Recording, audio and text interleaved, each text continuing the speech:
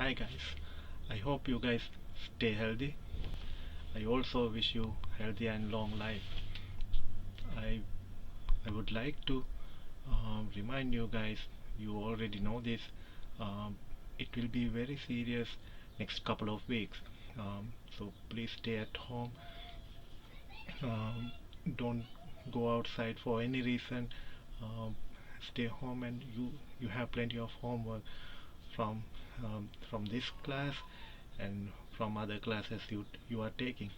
Um, so I'm gonna reopen those homework for those who couldn't finish them, and I'm gonna open new homework too.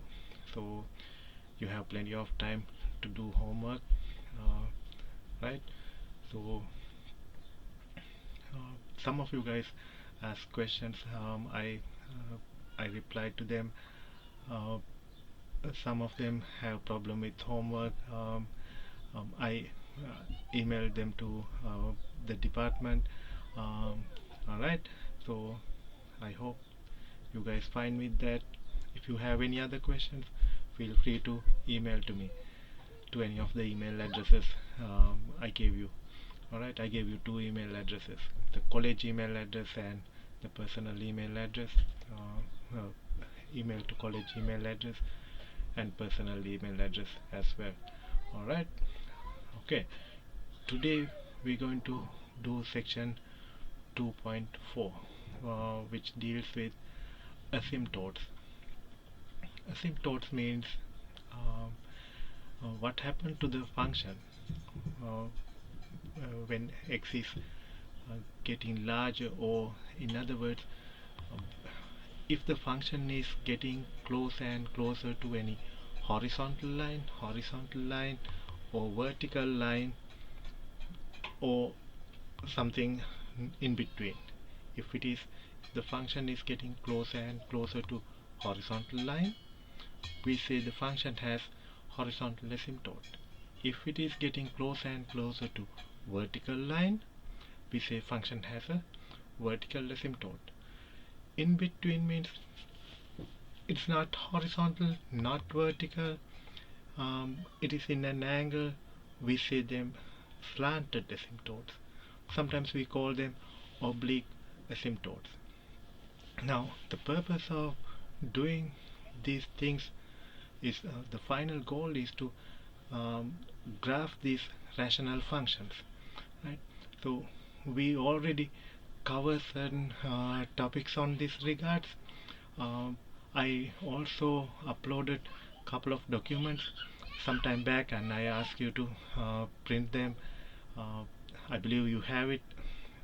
Read the one with rational functions, sketching or graphing rational functions, right? It is still on the blackboard. Okay, um, I'm gonna remind you again those steps. Okay, let's see. I'm gonna write that again.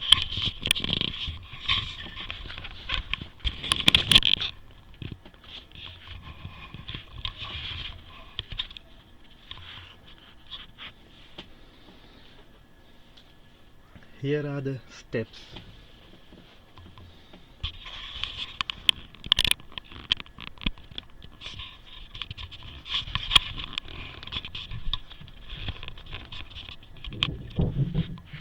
Okay.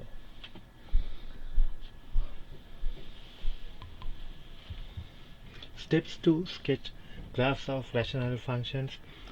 You don't have to write. You have that document I uploaded to the blackboard.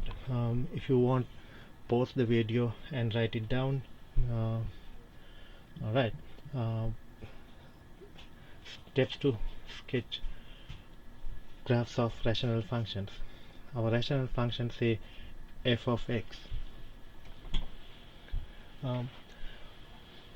First step, find y-intercept.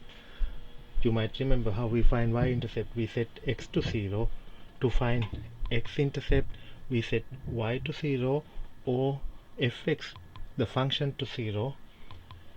Then these are the things that we're going to learn today. Vertical asymptotes, horizontal asymptotes, I told you what it is, and you're going to see how to find them. Slanted asymptotes, or sometimes we call oblique, oblique asymptotes, oblique asymptotes. Now after we doing this, we proceed to do graphs. To do the graph or sketch the function, we check if fx crosses horizontal asymptotes or slanted asymptotes. We discussed in class fx could never cross a vertical asymptote. Vertical asymptotes means a straight line. If it crosses vertical asymptote, we know vertical asymptote means it has to go to infinity, and if it has to cross and come back and get closer to the same line. In that case, it fails the vertical line test somewhere there, right? Therefore it is not a function then. That means functions, they never cross any vertical asymptotes, but they could cross horizontal asymptotes or slanted asymptotes, so we have to check for that. This thing is optional.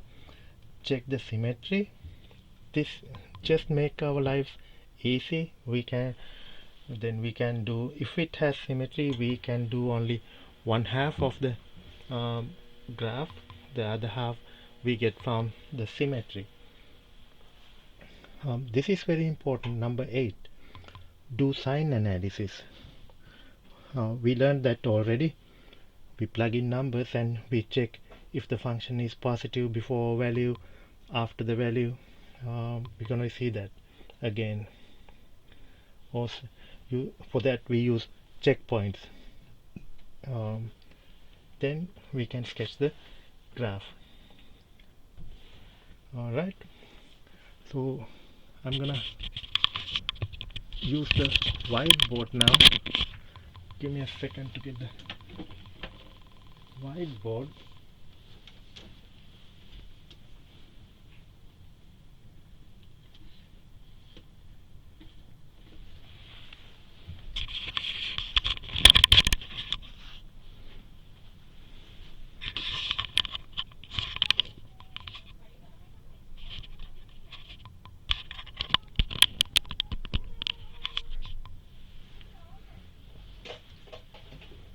Alright, now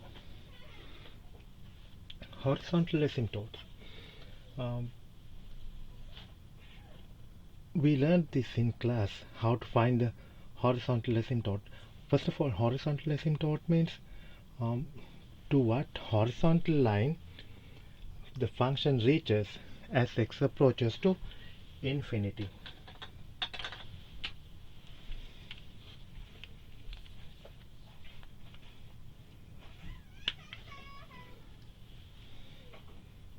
I do it here. If the function goes like this, this is the x-axis, this is the y-axis, say this is approaching to this horizontal line, say 3, this is y equals 3 line, we say this function has a horizontal asymptote, and the equation of the horizontal asymptote is y equals 3.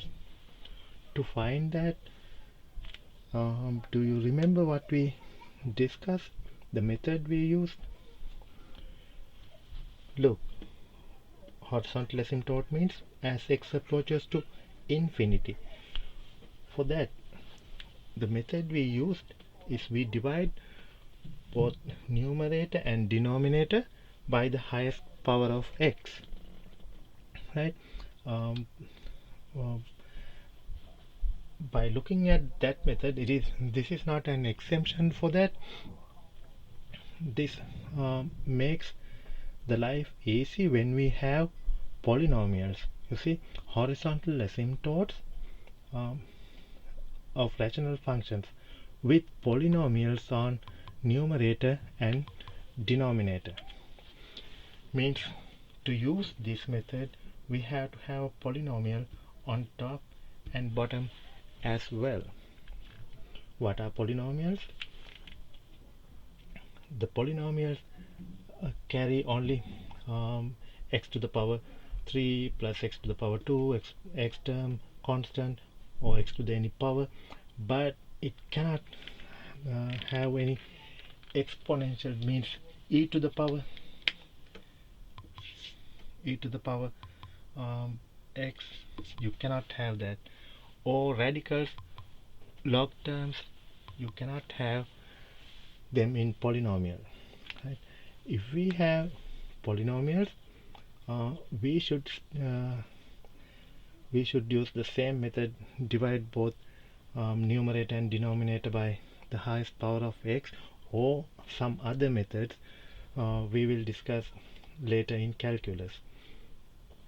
Now if we have polynomials on top and the bottom, it is rather easy. Most of the questions falls into this category. So if now m is the degree of the polynomial on the numerator and n is the degree of the polynomial on the denominator. A is the coefficient of highest degree term, b is the coefficient of the highest degree term in the denominator. Now if m less than n, means the degree of the polynomial on the numerator is less than degree of the polynomial in the denominator. This is positive, by the way. M less than n, that means then y equals 0. Y equals 0 means x-axis is the horizontal asymptote. We write it in this like this. This is the notation. Limit in limit notation. Limit of function fx as x approaches to infinity approaches to 0. That means 0 means y equals 0. That means y equals 0 means x-axis is the horizontal asymptote. Get it? In simple, if m less than n, x-axis is the horizontal asymptote. If they are equal, if m equals to n, then the horizontal asymptote is y equals a divided by b, the ratio of the coefficient on top and the bottom. If m equals to n, then y equals a over b is the horizontal asymptote. If m greater than n, then there is no horizontal asymptote. Means fx is unbounded. Means it has no horizontal asymptote. It keeps increasing. This is the x-axis. This function goes like this.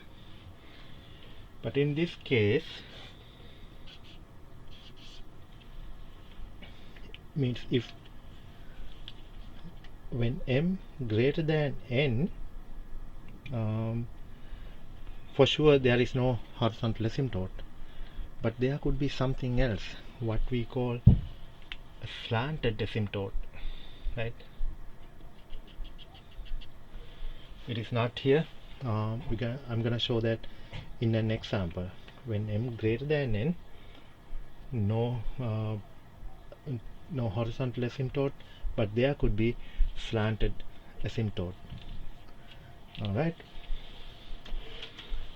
if you want to get notes, pause the video and take notes.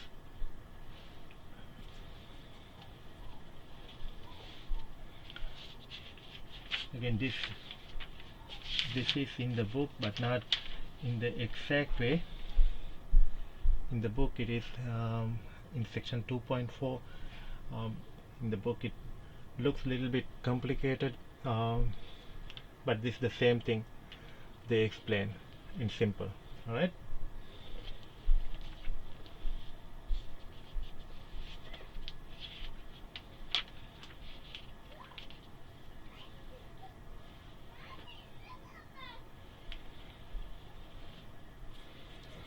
now let's see an example.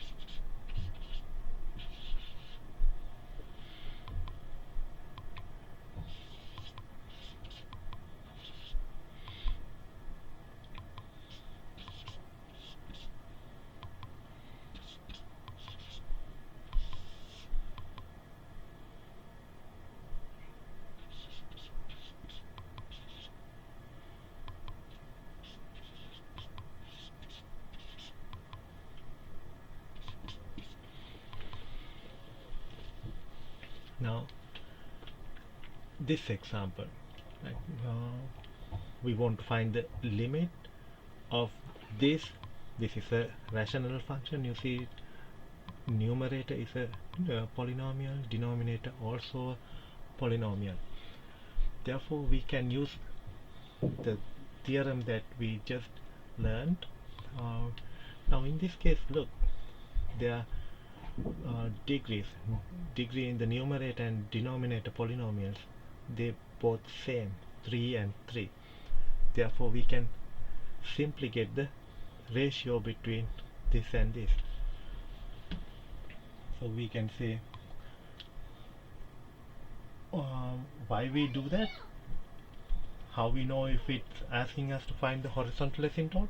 This thing, the limit as x approaches to infinity, means they're asking if there is any horizontal asymptote. Same question, finding limit or finding horizontal asymptote. Therefore in simple we can say this is equal to the ratio between coefficients, means 8/4 or 2. Limit is this, that means what is the equation of the horizontal asymptote? Y equals 2 is the horizontal asymptote. Get it? Now it's the same thing that you guys learned in class. I asked you to divide both top and the bottom by the highest power of x. If you do so, let me use a different color and do it.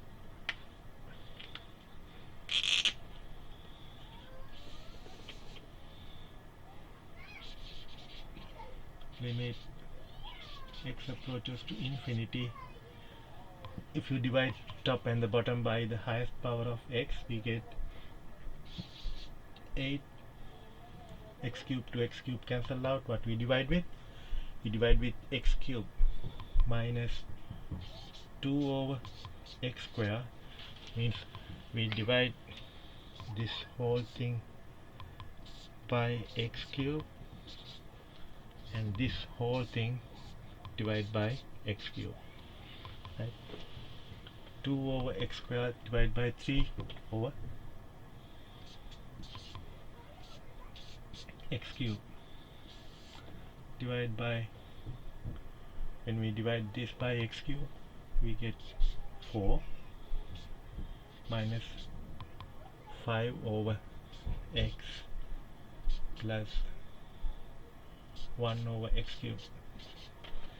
As x approaches to infinity, we know when the denominator is big, the term will be 0.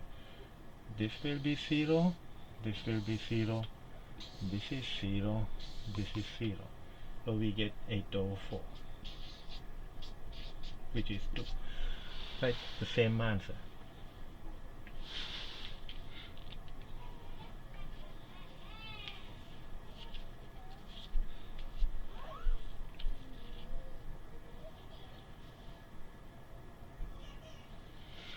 Now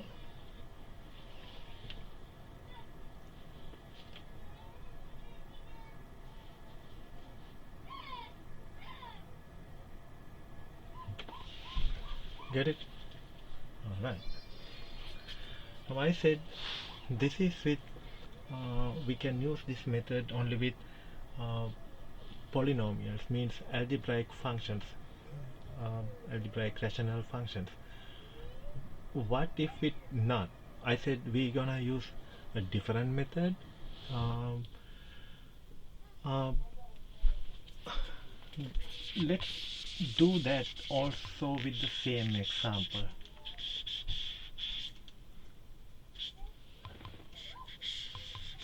Let's see what's the difference.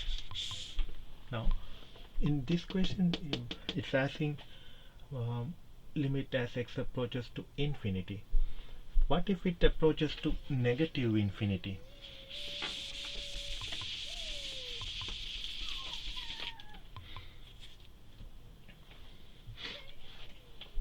Let me change this infinity to negative infinity.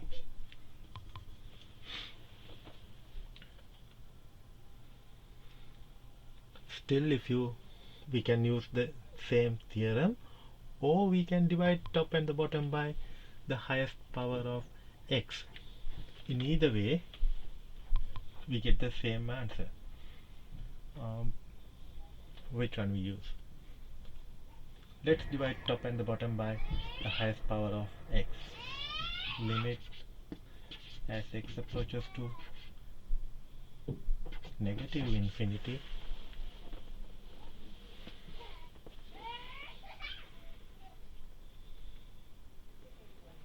divided by x cubed, 8 minus 2 over x square plus 3 over x cubed, divided by 4 minus 5 over x plus 1 over x cubed. What we did, we divide both top and bottom by x to the power 3.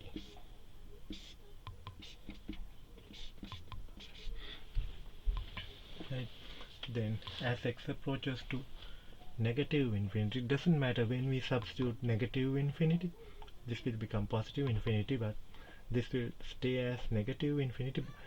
Still 1 over infinity, doesn't matter negative or positive, it will be very very small number approaching to 0.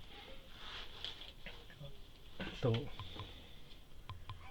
these things again will be 0, and we get 8/4, which is 2. Right. Now this looks quite easy, but the thing is, when radical or log expressions comes to scene, I'm gonna erase this.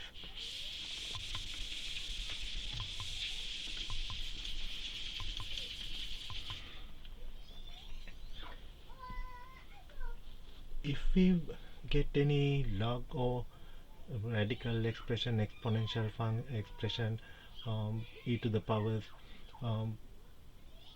we do positive infinity case exactly the same way, right? But as x approaches to negative infinity case, we do slightly differently. We don't divide by x cubed,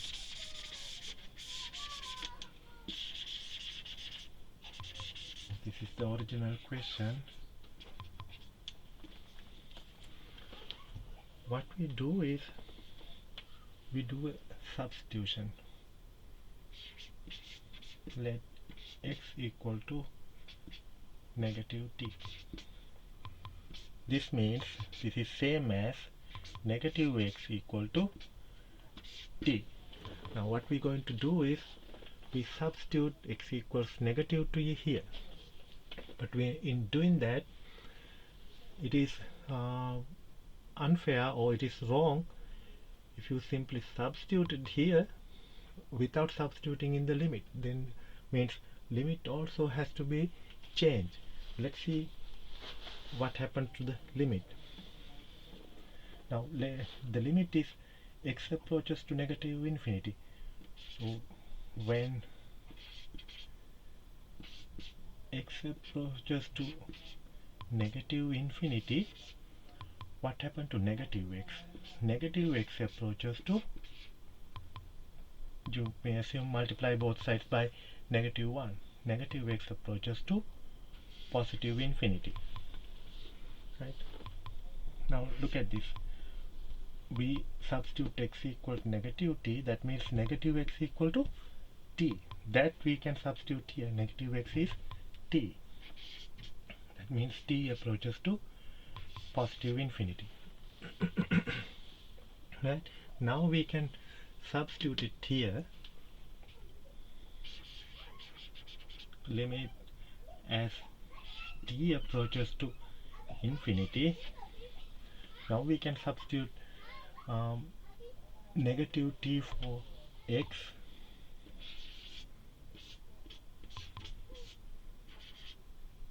minus 2 times negative t plus 3 divided by 4 times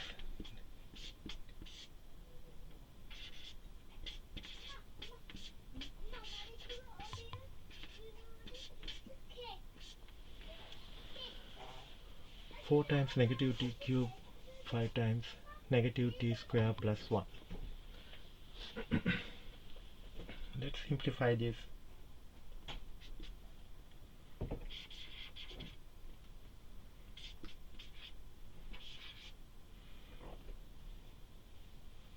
Negative 8t cube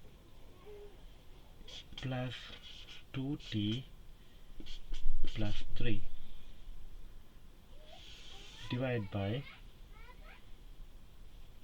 negative 4t cube. Remember, negative to the odd power is negative, therefore this is negative. Negative 4t cube, this will become positive even power, therefore this stays as negative. Negative 5t square plus 1. Right? Now I'm going to erase this top line. I believe you copied this. I'm gonna erase this.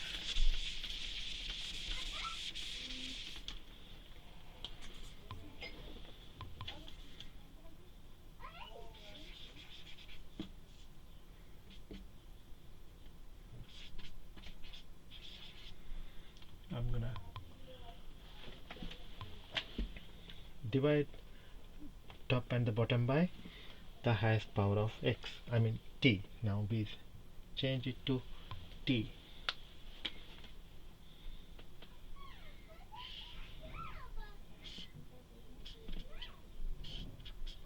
T to the highest power, which is t to the power 3.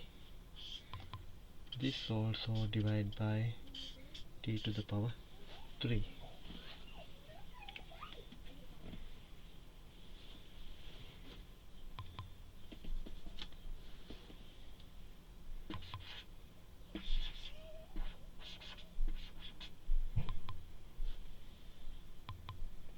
Negative 8 plus 2 over t square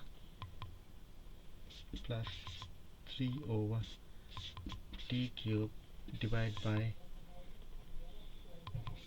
negative 4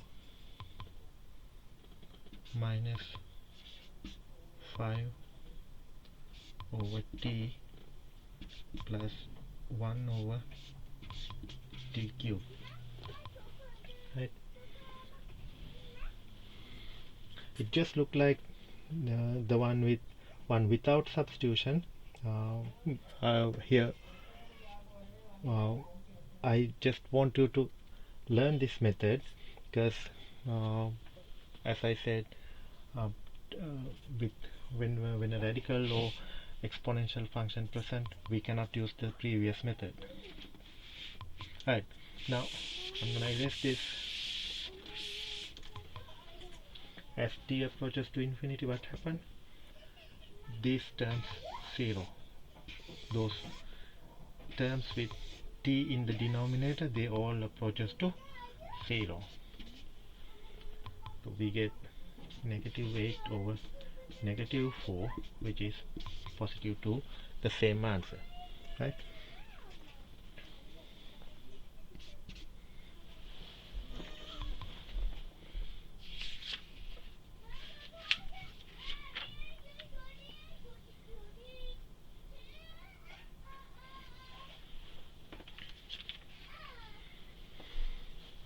Get it?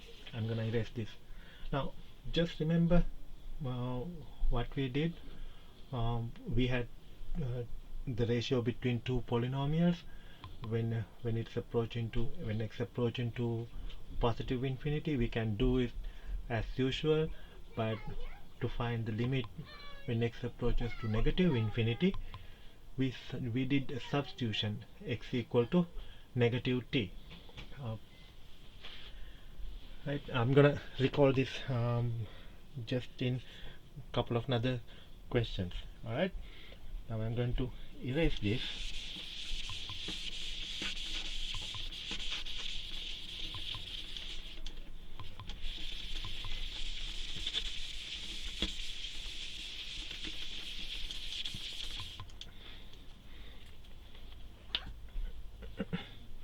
Now we found in this example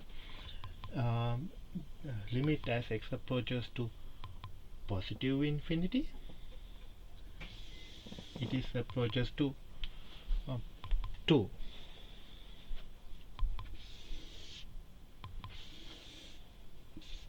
So this is x, this is y, right? Now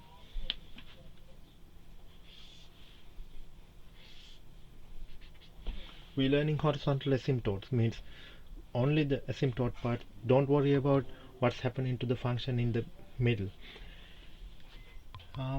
When x approaches to infinity, the function approaches to y equals 2. This is the line y equals 2. That means now what we found is function approaches to 2. But the question is, in what direction? Like this, there are two ways to approach. I mean, it could approach us to 2 from the top like this, or from bottom like this. In either way, it is approaching to 2. Same thing with negative infinity. As x approaches to negative infinity, it could approach us to 2 like this, or 2 like this. So how do we know? For that, what we can do is this. We get the function. Let me copy it again.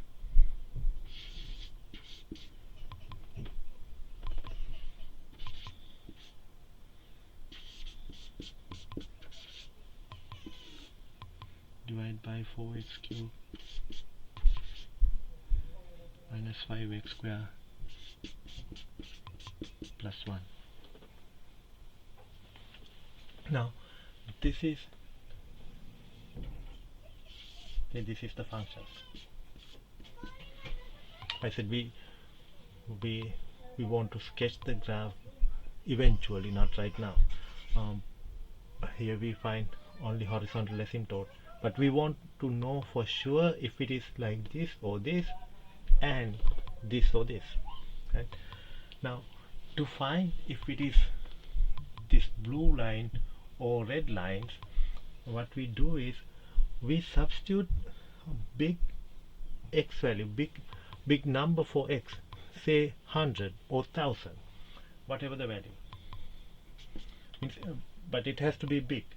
Say if you substitute 100, we get 8 times 100 cube minus 2 times 100 plus 3 divided by 4 times 100 cube minus 5 times 100 square plus 1. Right?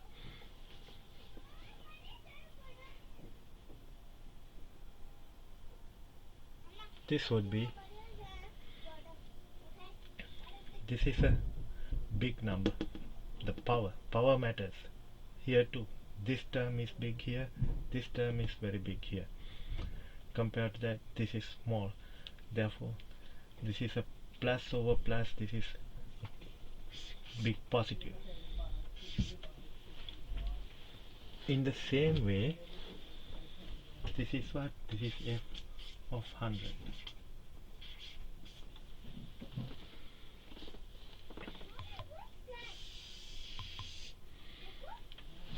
That means which one is the right one? When we substitute 100, it is a positive value. That means it is approaching from top. So this is the right value.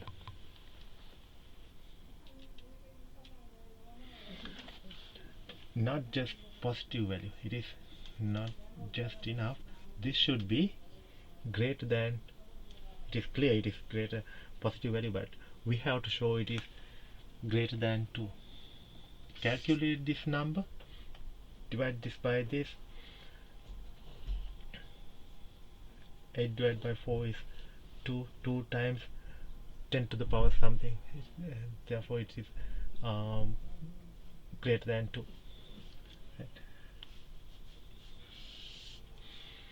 Now means this is not the case. Say if this is the idea, 100 could be somewhere here. When we substitute it, we get something like 3, 4, 5, not something less than 2. Therefore this is the case, not this one. Now if you do the same thing to check the negative side, means what we have to find something like negative 100. F of negative 100 equal to 8 times negative 100 to the power 3 minus 2 times negative 100 plus 3 divide by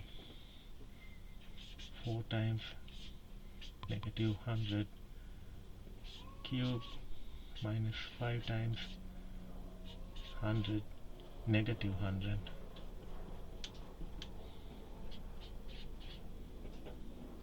square plus 1. Right? Calculate this. Once you calculate, you will see this should be less than 2. Right? Now, that means f of negative 100 is 1 point something, maybe somewhere here. That means in this is good and this is not the case. Right? That means as x approaches to infinity, fx approaches to 2 from top, not this one. Right? I crossed it out. When x approaches to negative infinity, fx approaches to 2 but from bottom. Get it? So I erase this and this. Right?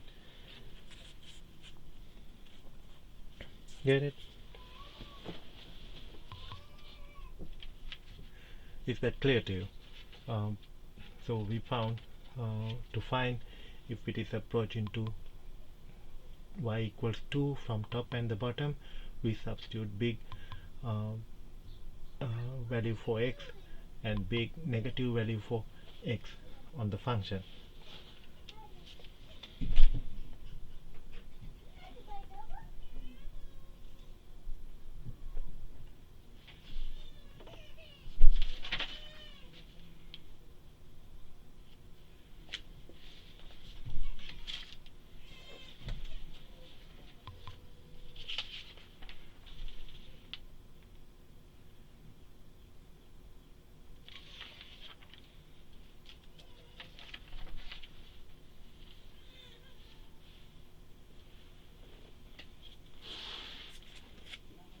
I believe it's clear to you. I'm gonna erase this.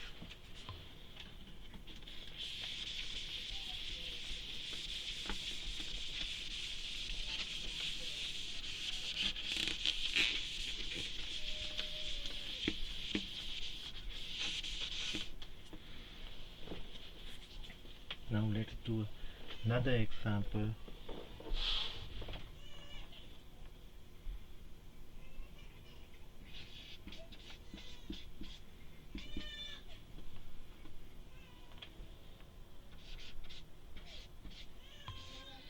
Four x divided by x square plus 1 square root.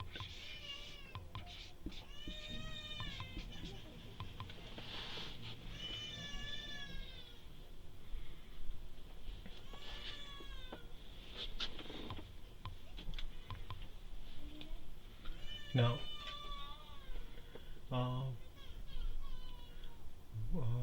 let's divide both top and the bottom by highest power of x.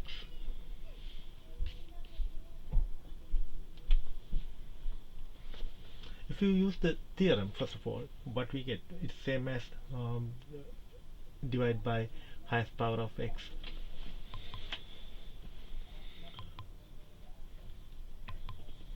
What theorem said? The power of here, it is 1. What's the highest power of the denominator?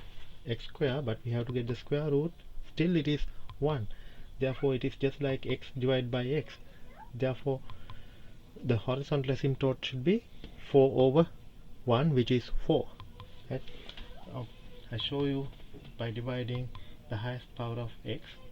In this case, the highest power of x on top and the bottom is x, not x square. The highest power in the denominator is square root of x square, which is x. Therefore we have to divide top by x and bottom by x.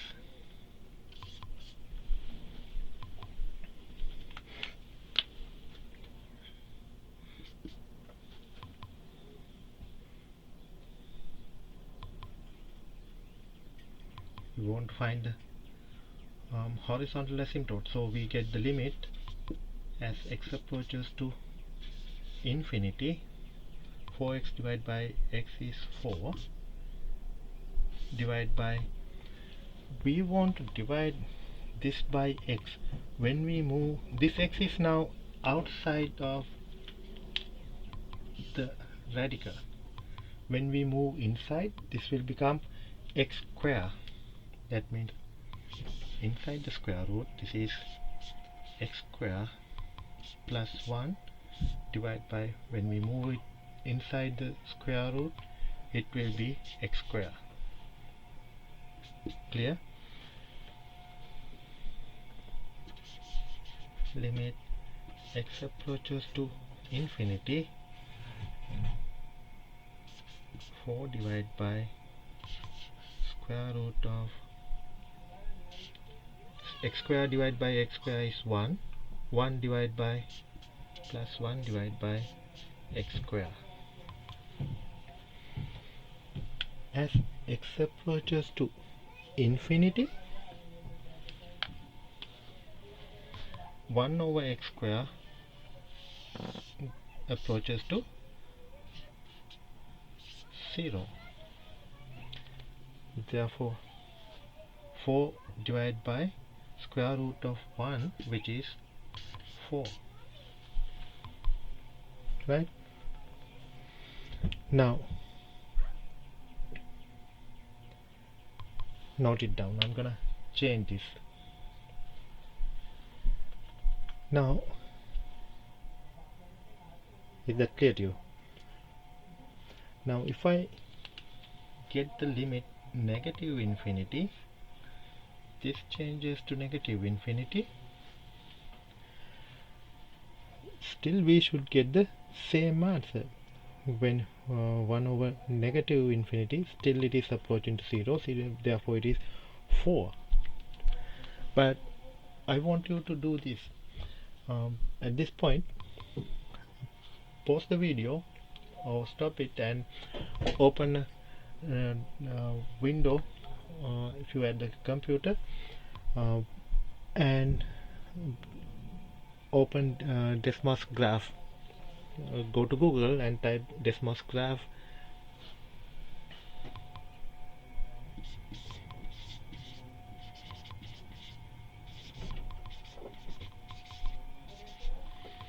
Type this and select the first choice.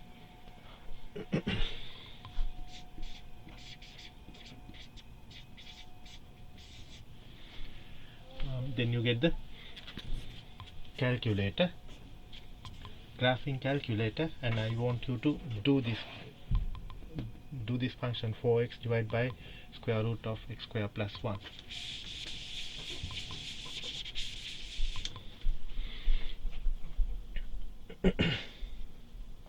Get it? In fact, when you do the graph, you will see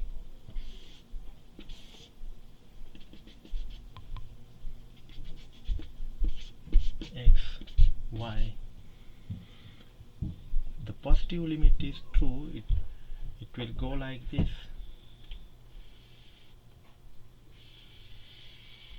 And this side it goes like this. It's not a 10 to 4. Instead it's going to negative 4. There you will see something wrong, right? It cannot be 4 as it approaches to negative infinity. We have to do something else. That's the thing I told you. When we have radicals, exponential, log terms on top or bottom, we cannot use the same method. The theorem what we discussed, or dividing the highest power of x, we cannot do it. In fact, this division inside the square root, and when it is approaching to negative infinity, this thing doesn't work, right? Therefore, when the radical present, we should not use this method. Let's see what we can do. Now you see, when it is approaching to positive infinity, our answer is good, right? Our answer is good. So we keep that part to find the limit when it approaches to negative infinity. Means limit as x approaches to negative infinity. We use the other method, the substitution method I discussed just before, that one. I'm gonna erase this one. This is for positive infinity.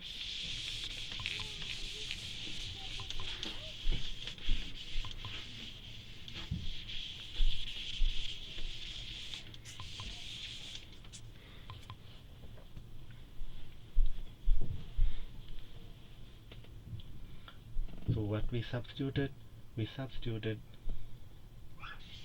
x equal to negative t. Let x equal to negative t. Here we don't do this.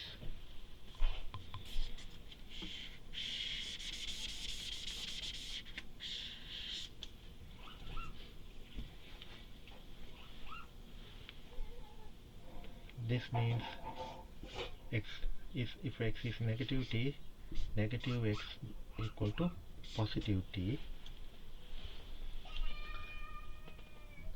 then as x approaches to negative infinity, we know we have to change the limit too, that's why we do this. As x approaches to negative infinity, we want to find out what happened to t. As x approaches to negative infinity, negative x approaches to positive infinity.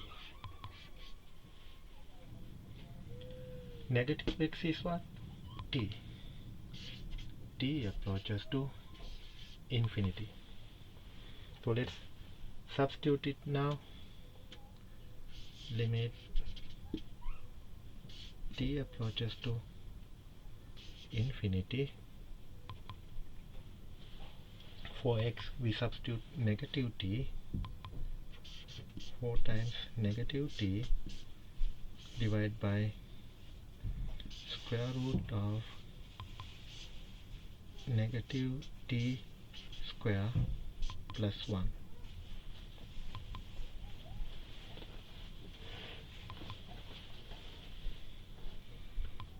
Let's simplify this a little bit. We get negative 4t divided by, inside square root, negative t square is positive t square plus 1. Right? Now the limit is as t approaches to infinity, positive infinity. Now we can use the method, the dividing by the highest power of t here. So this is same as limit as t approaches to infinity. We divide both top and the bottom by t, because square root of t square is t, highest power is t. We get negative 4 divided by, when we move this t inside square root, it will be t square. Then we get t square divided by t square is 1 plus 1 over t square. Right? Now set t to infinity. As t approaches to infinity, 1 over infinity, this is 0, this approaches to 0. Then we get negative 4 over 1 plus 0, which is negative 4. So that is the answer. Is that clear to you?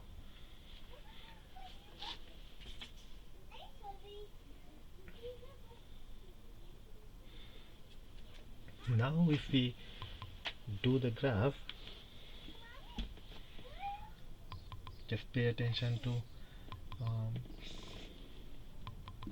the horizontal asymptote. As okay, this is x-axis and this is y-axis. When it's x approaches to positive infinity, it went to 4. This is 4. And as x approaches to negative infinity, we get the answer, we substituted t and we get the answer negative 4. Right? When x approaches to positive infinity, it is positive 4. And don't worry about the middle of the graph. X approaches to negative infinity, fx approaches, this is the fx graph, approaches to negative 4. Clear?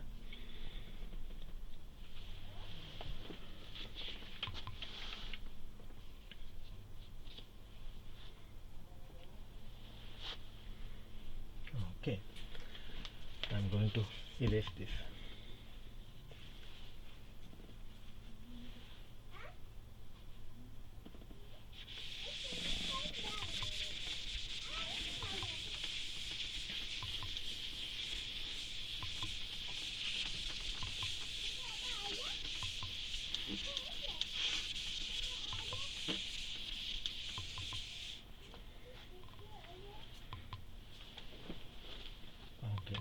Next example. Limit evaluate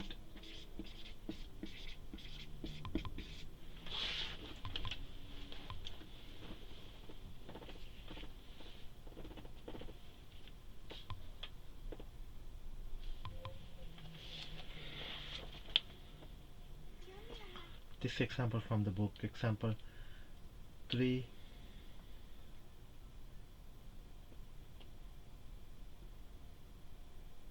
Okay. 2x cube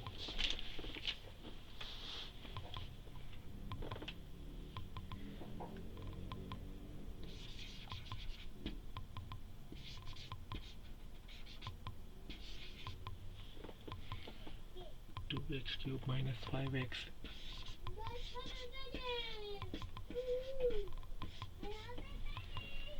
plus 3 divided by 3x square plus 5.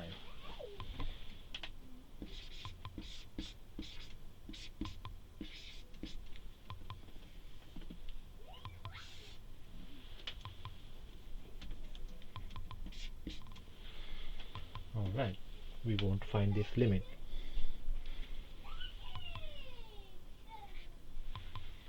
Now look at this. Do we have any log terms, radicals, exponentials? No. Therefore, this is both polynomials, and we can use the theorem we learned first today, or divide top and the bottom by highest power of x. We use the theorem. It's easy, but it said if the degree on the top is greater than degree on the bottom, there is no horizontal asymptote. Clear?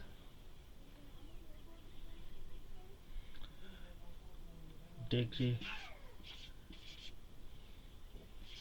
on top greater than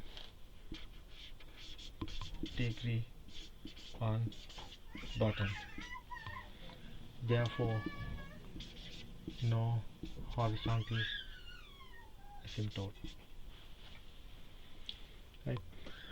There is that clear? There is no horizontal asymptote. But there could be slanted asymptote. You remember I told you, when the degree on the numerator is bigger than the degree on the denominator, there could be slanted or oblique asymptote. Right? Degree on the top. Alright, now we want to find that. So this is a slanted asymptote question. There is no horizontal asymptote. I'm gonna erase this because we need space. Now what we're going to do, we want learn. This is how we find the slanted or oblique asymptote.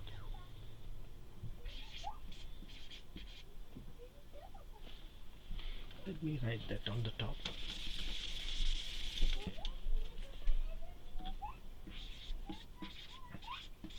Slant, also called oblique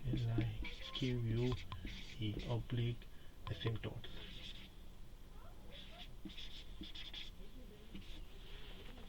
Right. Now this is what we do.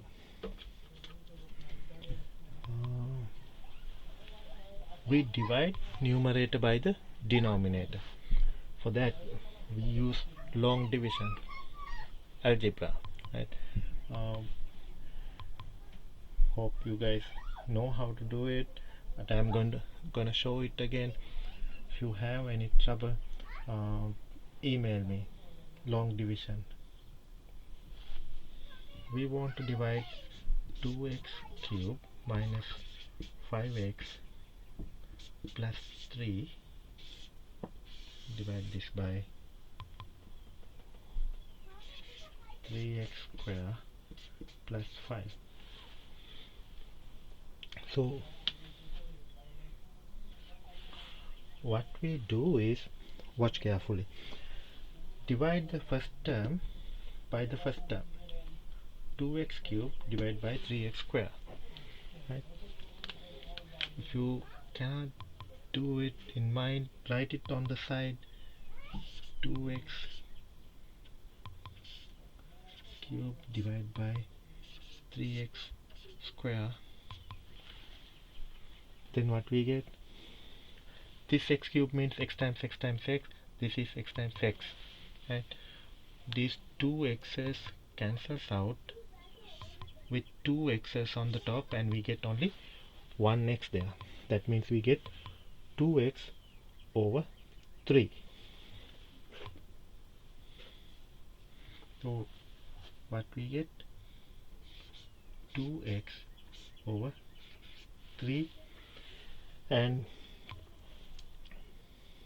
now what we do? We multiply both terms here with this.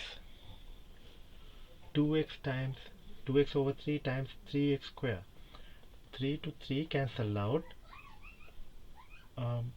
We get 2x square times x cube. We get 2x cube. In fact, if you do this division correctly, we should get the same term here, right? Then 2x over 3 times 5. 5 not cancelling with 3, we have to multiply. 5 times 2 is plus 10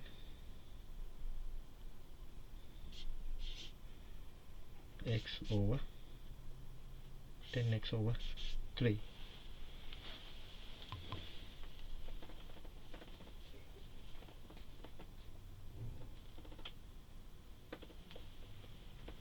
Get it? Then what we do, it is same as long division with numbers. We subtract these two lines. 2x cubed minus 2x cubed is 0. This thing I'm gonna write on the side. 5x negative minus this.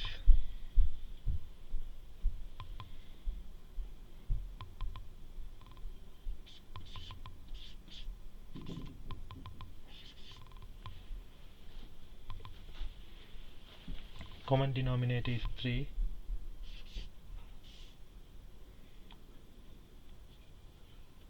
This is 1. Multiply both by 3 and 3.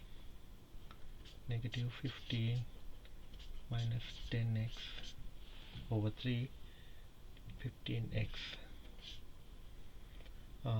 This is negative 25x over 3.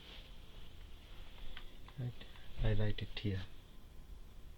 Negative 25x over 3.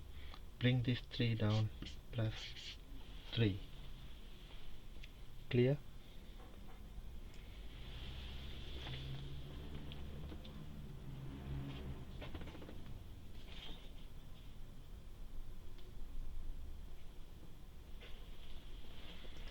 Then the next thing is divide this by this. Can we divide?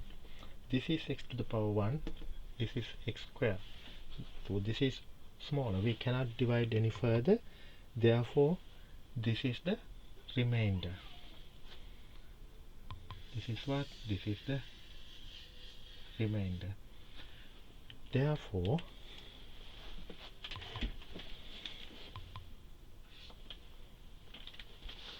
we can write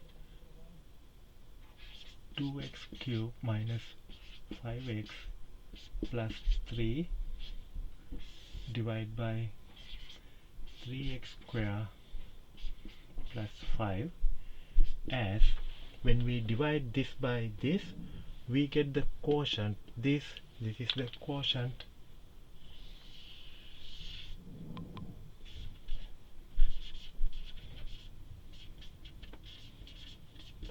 and this is the remainder.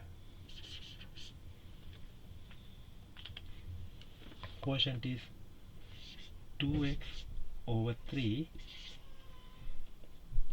plus the remainder is this out of this. Remainder is this, which is negative 25x over 3 plus 3 divided by 3x square plus 5. Clear? Now take the limit. I just write the limit x approaches to infinity, limit x approaches to infinity, limit x approaches to infinity. Now the next thing, we get the answer logically, right? Now look at this part, this second part. As x approaches to infinity, on top we have x to the power 1, bottom x square.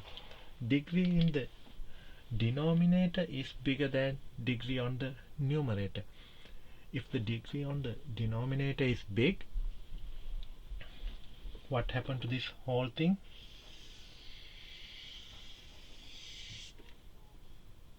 Write this plus here.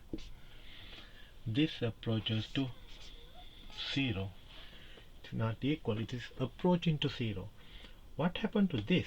If you substitute infinity, it is true this will be infinity, but we don't substitute. I told you we get the answer through argument, logically. When the x is a big value, this portion is getting closer and closer to 0, and this whole function, this one, just behaves like this part. Understood? Therefore we can write limit as x approaches to infinity, 2x cubed minus 5x plus 3 divided by 3x square plus 5 approaches to, this part is approaching to 0, therefore this whole function approaches to this.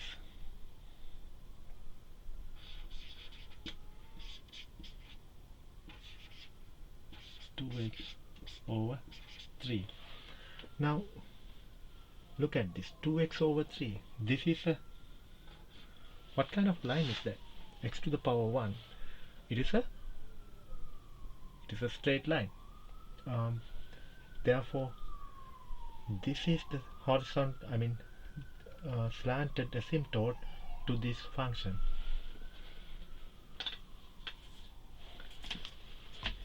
I'm gonna erase this first line.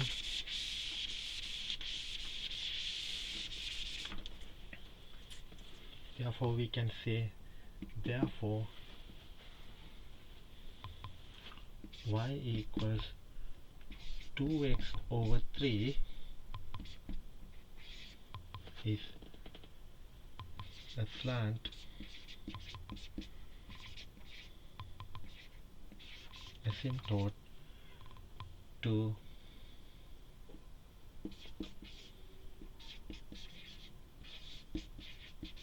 the function this whole thing. Let's say fx equal to 2x cubed minus 5x plus 3 divided by 3x square plus 5. Clear?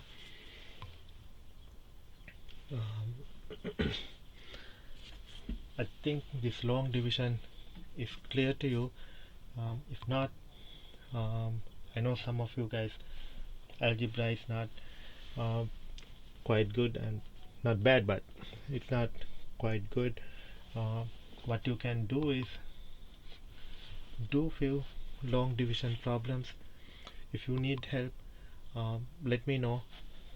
I can do it on a live session. Now imagine you could do the long division and you get the answer 2x over 3 and the remainder is this part.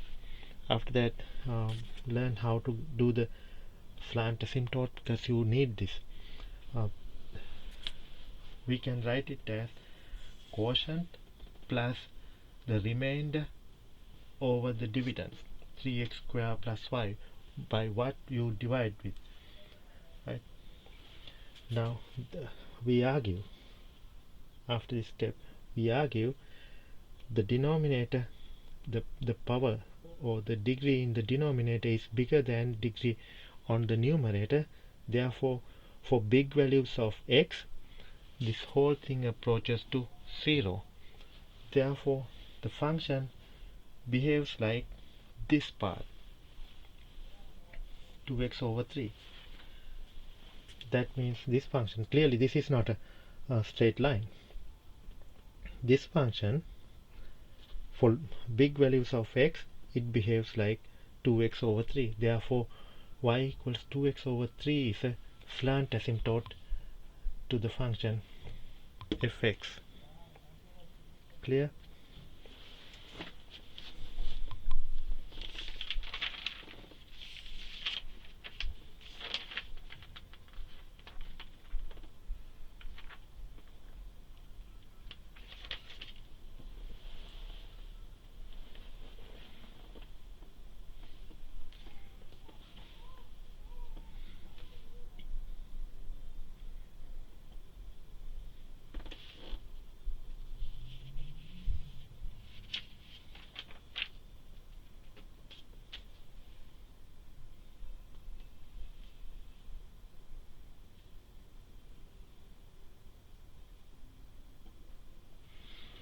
Right, that is the that's all about slant or oblique asymptotes.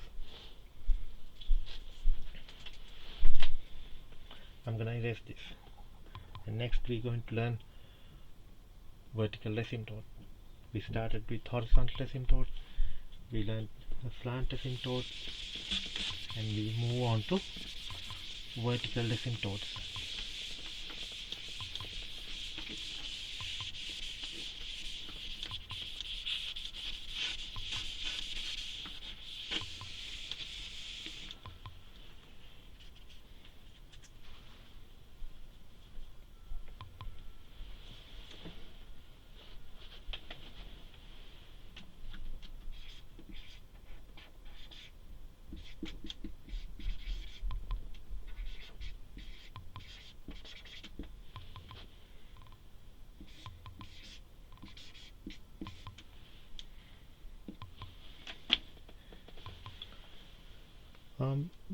This one is quite easy compared to horizontal and slant asymptotes.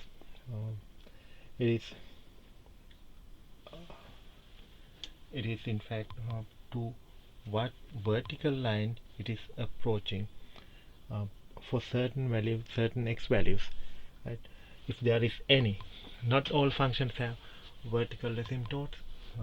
Let's get an example.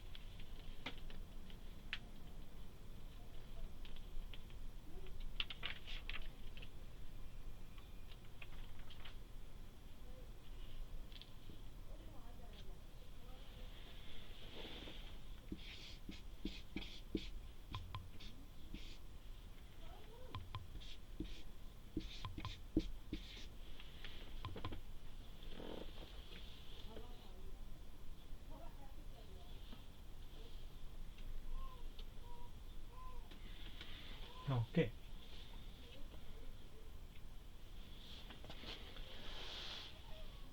For vertex values, the function is infinite or undefined. So very clear, um, the function is undefined when x equal to positive 2. 2 minus 2 when denominator is 0. When the denominator is 0, function is undefined. If you think other way around, for vertical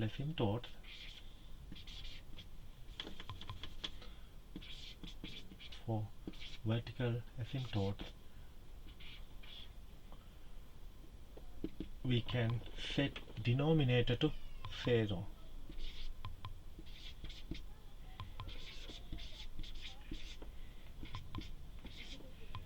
That means set x minus 2 to 0, we get plus 2 on both sides, we get x equal to 2.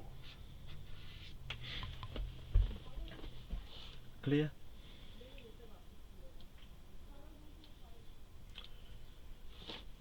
We get the similar question as before here. What is it? What this means? X, y,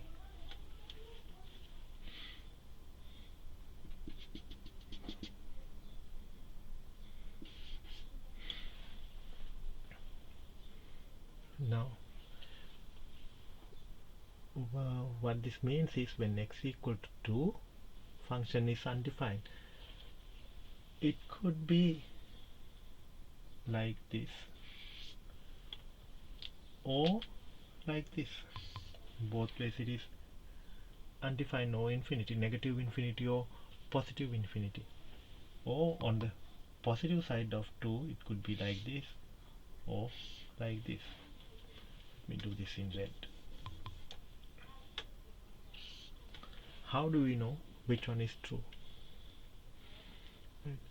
For that, we can use the same technique, the check value I told you in class.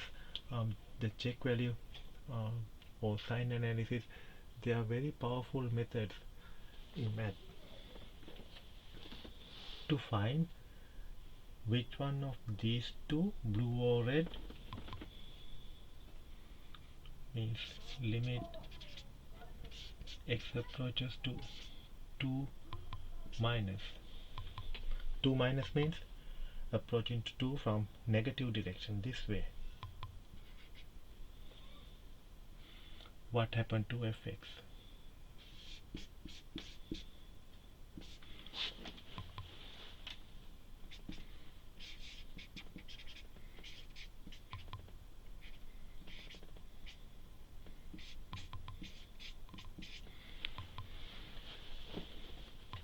Since you know the technique, it is pretty easy. You can substitute a number left to 2, say 1. This is x minus 2. So if you substitute a number 1 here, 1 divided by 1 minus 2, you get 1 over negative 1, which is less than 0. This is negative 1, right, which is less than 0. That means this is good and this not this, right? To find the limit as x approaches to 2 from positive direction, limit x approaches to 2 plus 1 over x minus 2. Let's substitute the number a little bit more than 2. That means approaching in this direction, like 3. Then this is 1 over 3 minus 2, which is 1 over 1. This is greater than 0. Therefore, in that case, this is good and not this. Clear? Therefore I take off this incorrect part. The graph should be like this,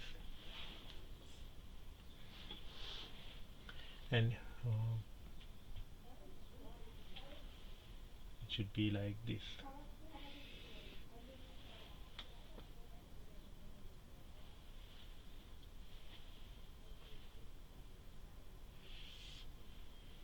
You shouldn't stop it right here, so it goes like this.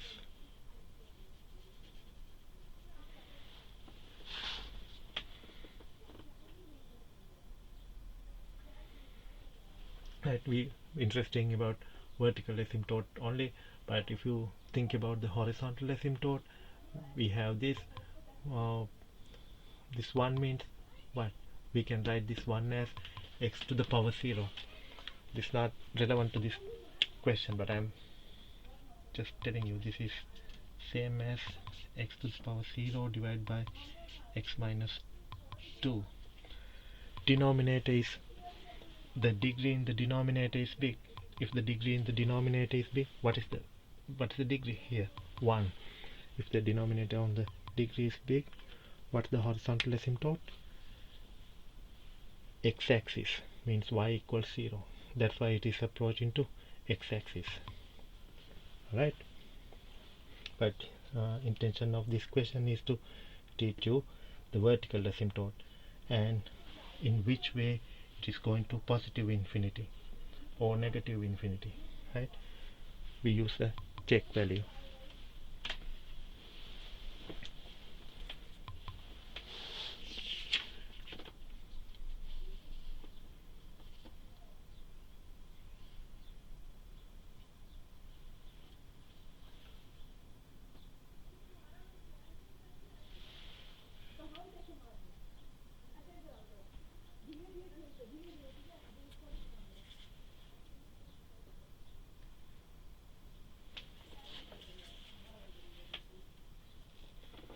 All right.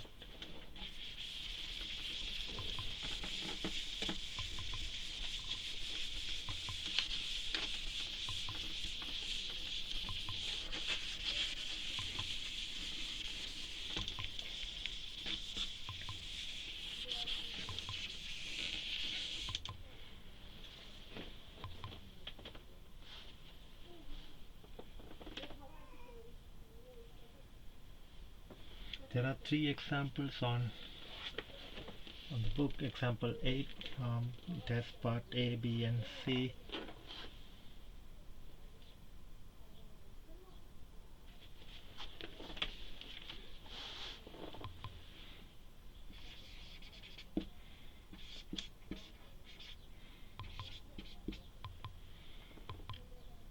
X minus 2 to the power 3. 1 over x minus 2 to the power 3.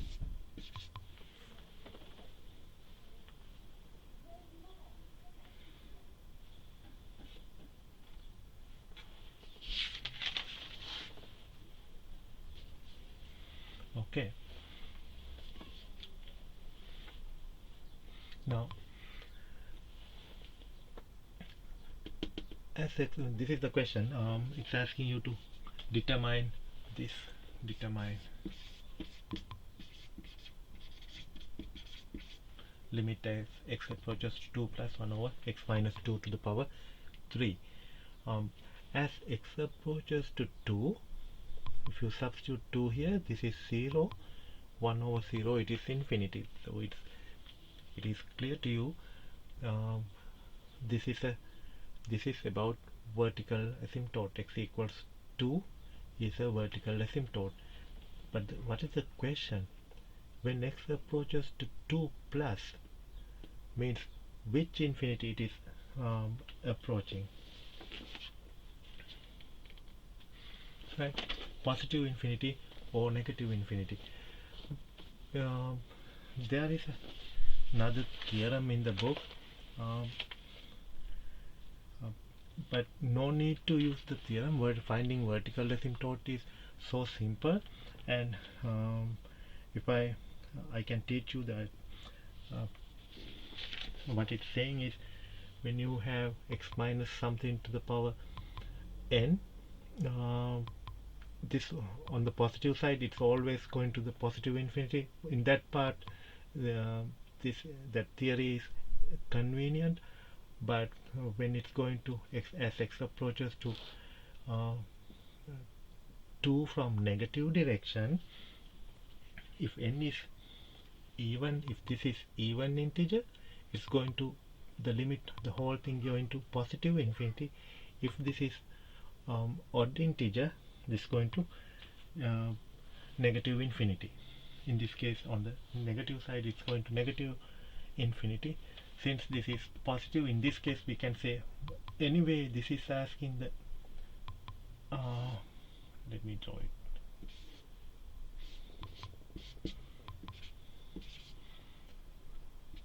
This is 2. What this question asking you, an x approaching to 2 from positive direction. This limit, where this going? This or this? That's the question asking. This or this. Now, what that theorem saying is, regardless of this is odd even, 1 over x minus anything to the power n, it's going to positive infinity. That means clearly the theorem saying it's going to positive infinity. No argument, nothing, it's infinity, right? But this is the thing I'm telling you. When we learn like this, how many things we have to remember. Since I let you use formula sheet, of course, this exam I let you use the book too. Whatever you have, that we can discuss later on, how we going to do the exam. There might be a lot of things to remember. Instead of that, let's see if we can use the same method, means check value. Assume we don't know it's going to positive infinity. What we do, we know it's going to infinity, but we don't know if it is going to positive infinity or negative infinity. For that, we substitute a small number. This is 2 plus, means it should be more than 2, approaching to 2 from positive direction. So we can substitute 3. We get 3 minus 2 to the power 3, just one extra step. This is clearly this is 1, again positive number, greater than 0, therefore approaching to positive infinity, right? No need to remember anything else. That is part A. Part B similar, part C also similar, but let me show you how to do it.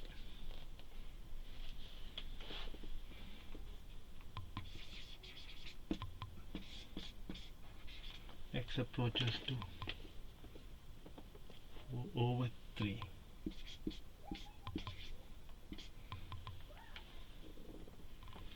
X minus 7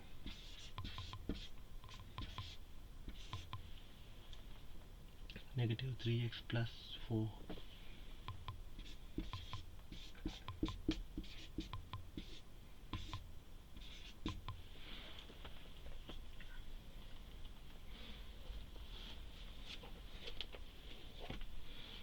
So first thing, why they give you 3 over 4?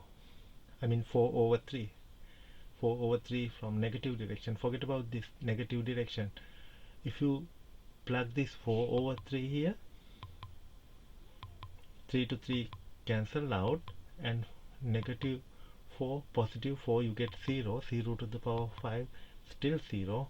Something over 0, it is infinite. So we know it is infinite. We want to find if it is positive infinity or negative infinity.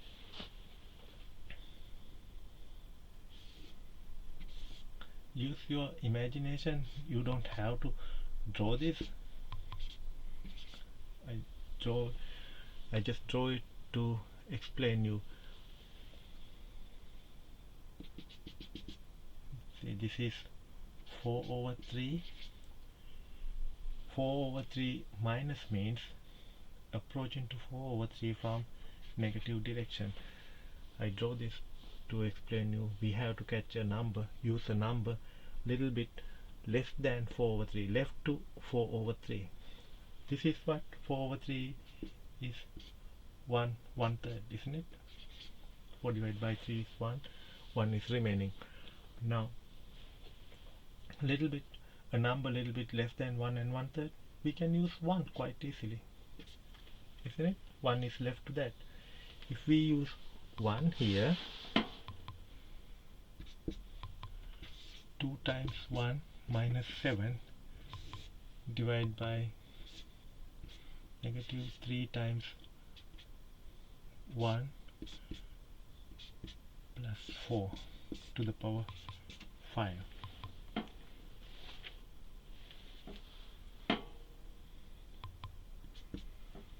This is 2 minus 7 is negative 5.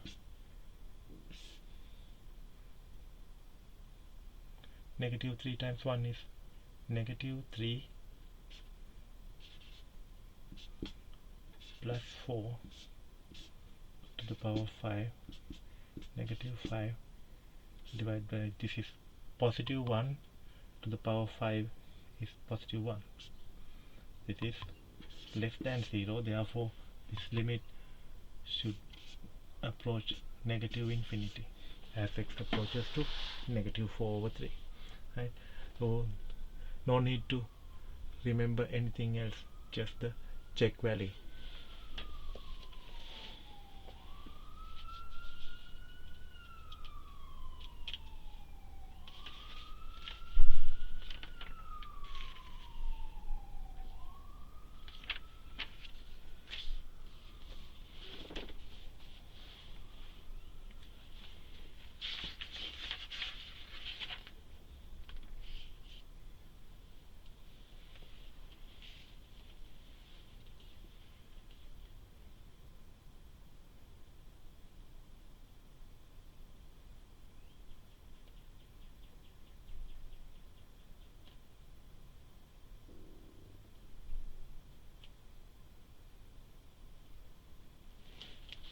Okay, let's do this question.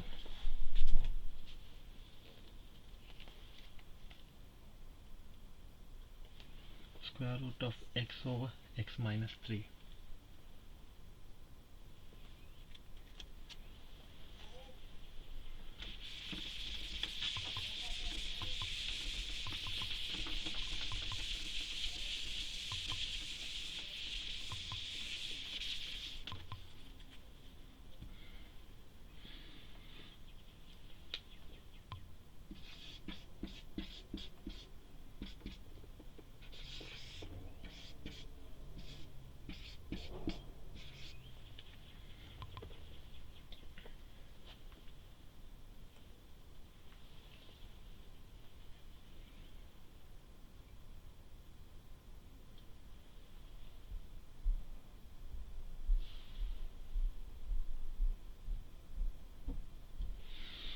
Now we want to do the graph, right?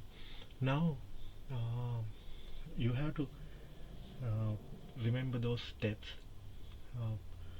y-intercept, x-intercept, vertical asymptote, horizontal asymptote, etc. Right? It's not too hard to remember that, but you can have it in front of you. Now for y-intercept we set x to 0. When we set x to 0, this is 0, therefore fx is 0. Right.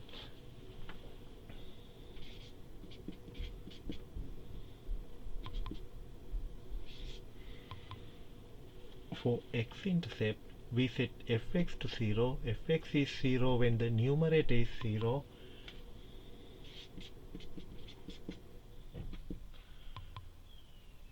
Means square root of x is 0, that means x equal to 0. That means graph should go through 0, 0 point. Right? When x equal to 0, automatically fx is 0. therefore graph should go through 0, 0 point. Beside that,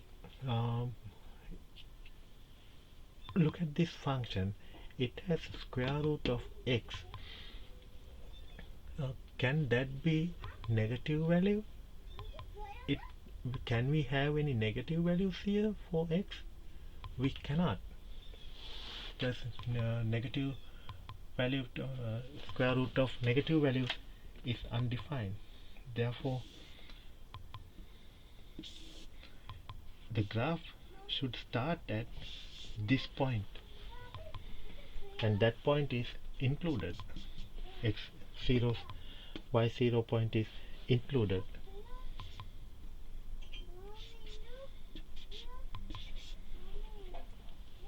And it should have a vertical asymptote at x equal to 3.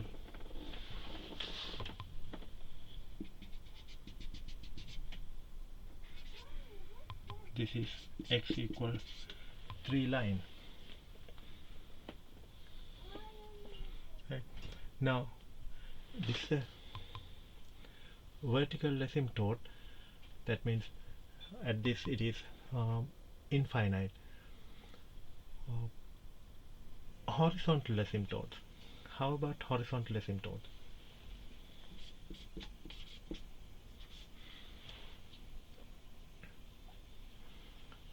Divide top and the bottom by the highest power of x. What is the highest power? X to the power 1. We won't find the limit as x approaches to infinity.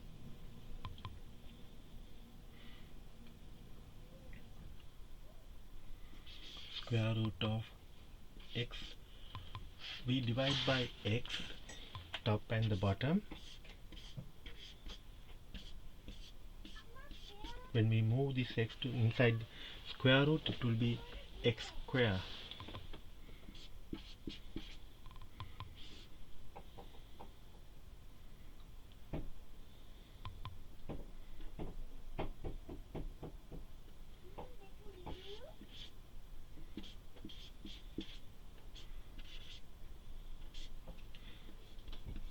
Over x.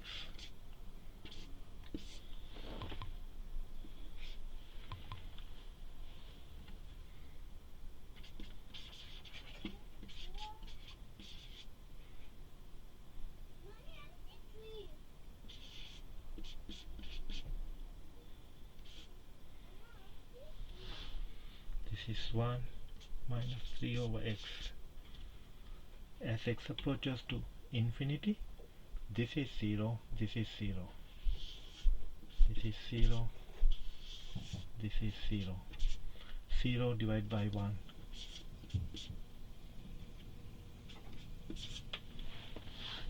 So it approaches to 0. We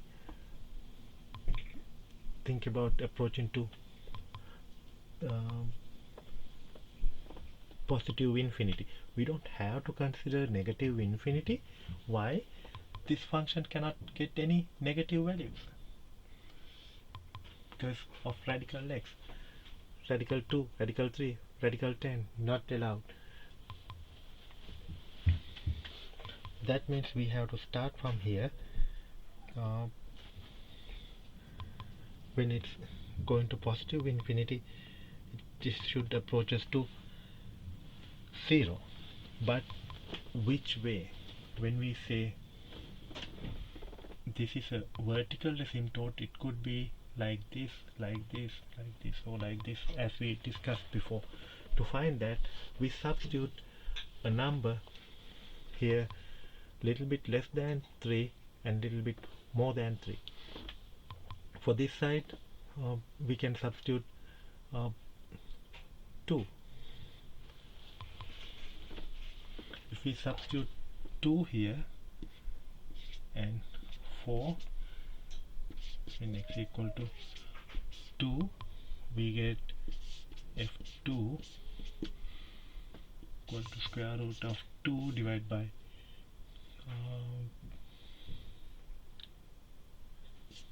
2 minus 3. This is square root of 2 is a positive value, 2 minus 3 is negative, therefore this is less than 0. We just need the sign, if it is positive or negative, that's it. When x equal to 4, I separate this here.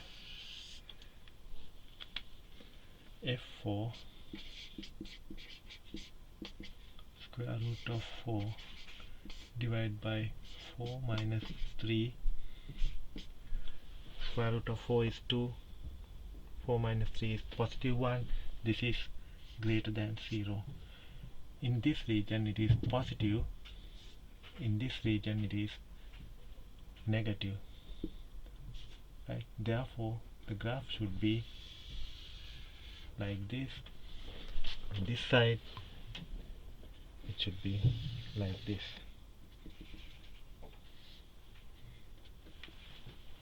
Clear?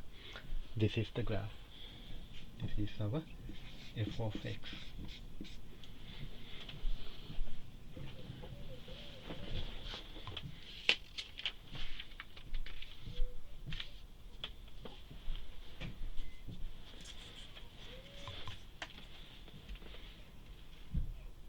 Okay, I'm gonna erase this.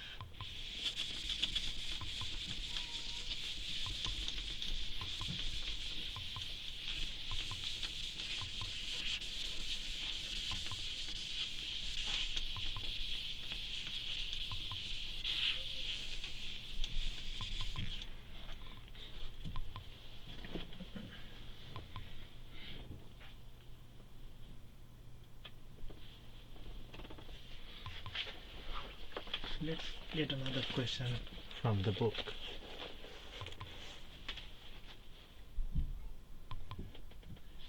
Fx equal to negative 3x to the power 5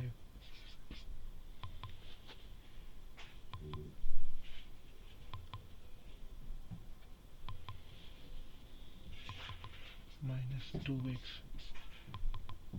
square plus 3x plus 11 divided by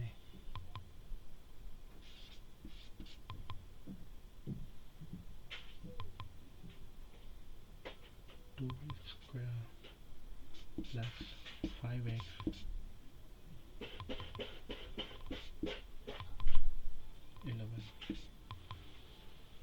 this question is, this is in this question 10.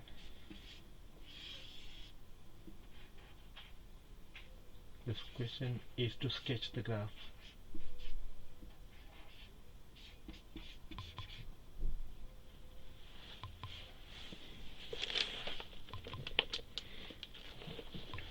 Okay.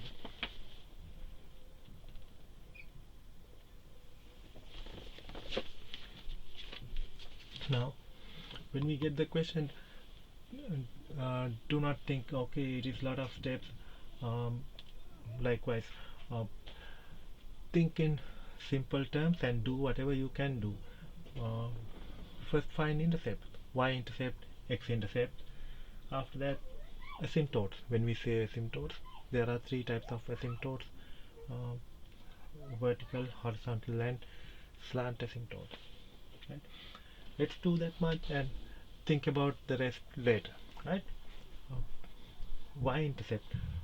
To find y-intercept,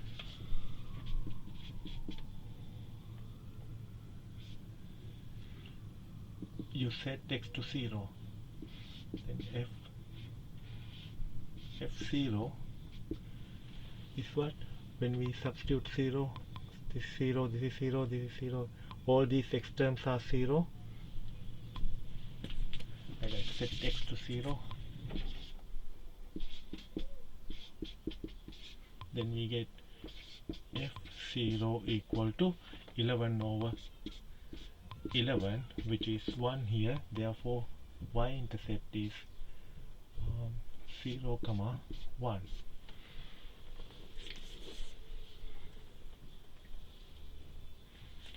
Right? For x-intercept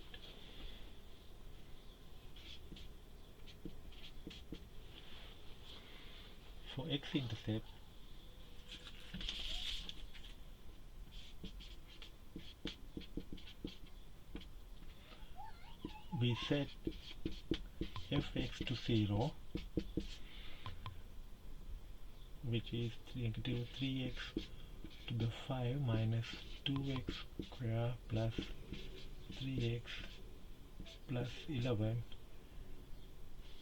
divided by 2x square plus 5x plus 11 equal to 0.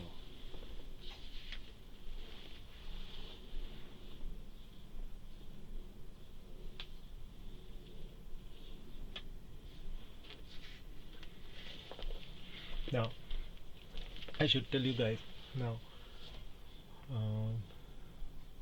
for this numerator is 0, therefore look, if you set this to 0, it would be very hard to find where this numerator is 0, right? So definitely this is a calculator type question. Means this type of question, if it is so hard to find x or y intercept or something that need very complicated calculations, you have to use the calculator. Though this is definitely a calculator question, but if you blindly do this on the calculator and put the answer, you get wrong answer. Now I told you this is a book question. Let me see the page. This is from page 232. Also you may do this graph on Desmos calculator, graphing calculator, or on your calculator, then you will see a graph like this.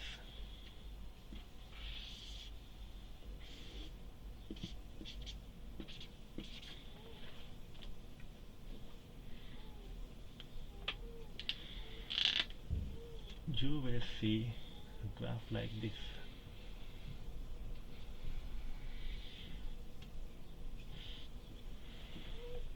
Right.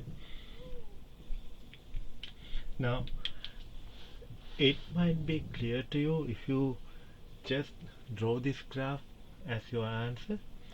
This is completely wrong. Why?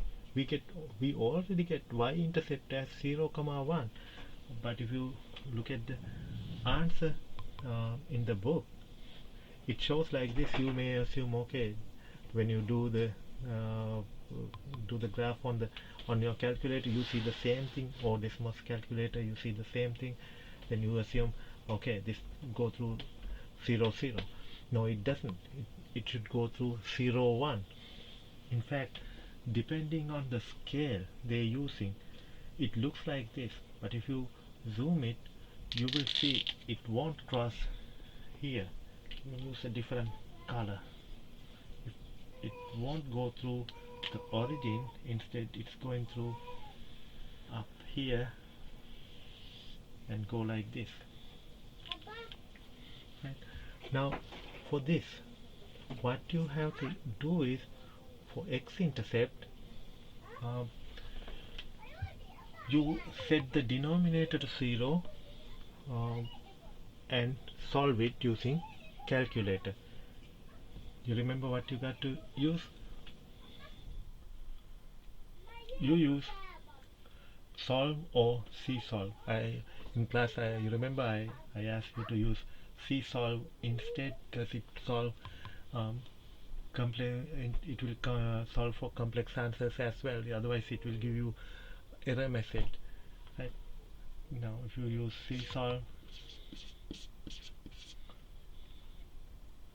you don't have to enter the both. For this to 0, only numerator is 0 is enough.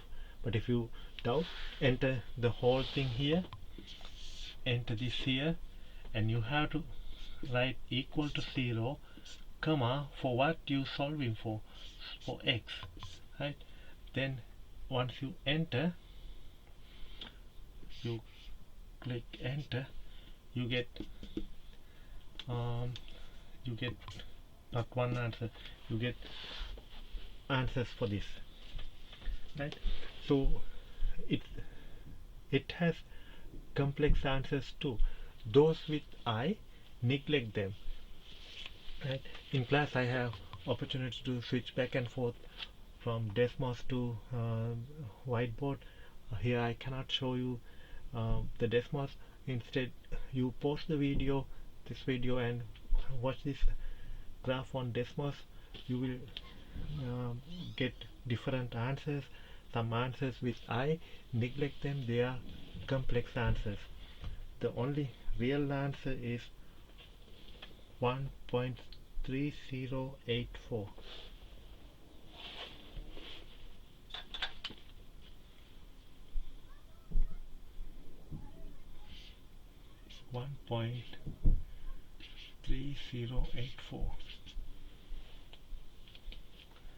Get it? So that is the x-intercept. Y-intercept is, this is 0, 1. This point is 1, 0, 1. Coordinates of this point is 1.3084, 0.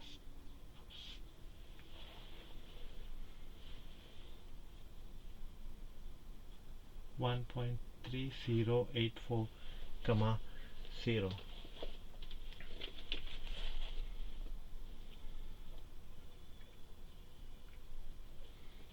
Now asymptote. Now vertical asymptotes, I believe this is clear to you. Now after this point, here I discussed how to find y-intercept and x-intercept. I'm gonna erase this part.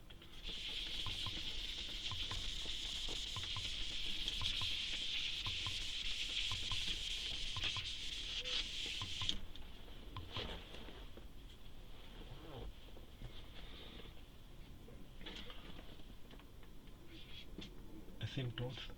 For vertical asymptotes, you set denominator to 0. 2x square plus 5x plus 11 equal to 0. There, can we factor this?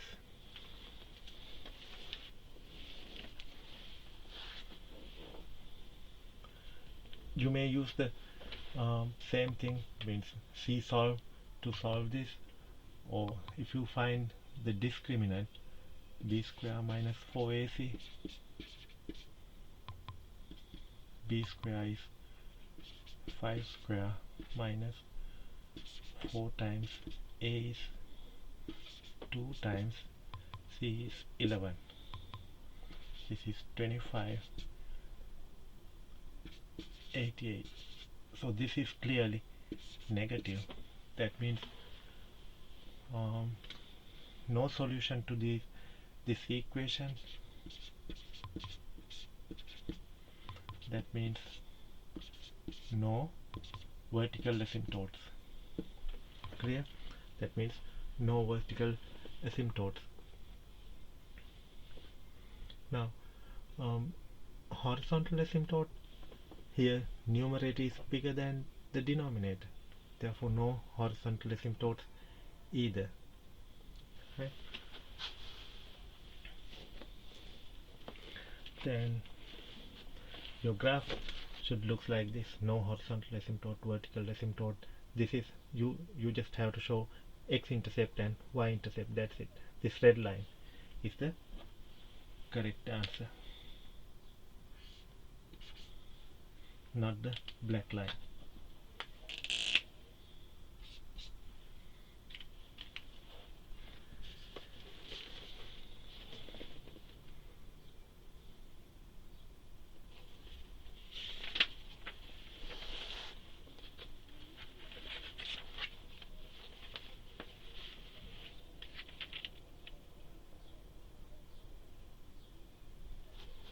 Let's do another question.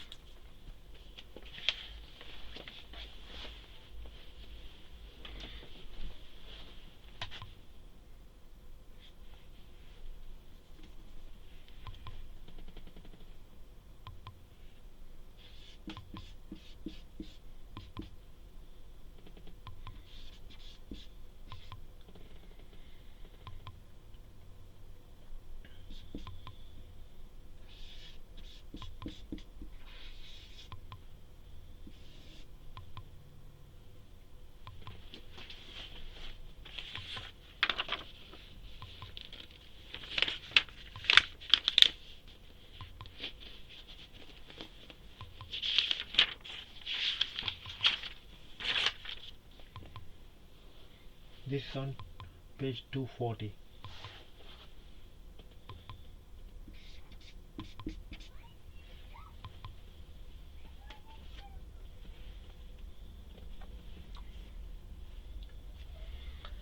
Now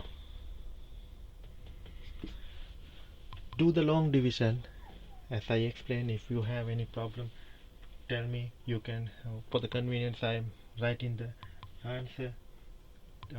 You get 2x plus 4 plus 4 over x plus 1. So that means it has a slant asymptote 2x plus 4.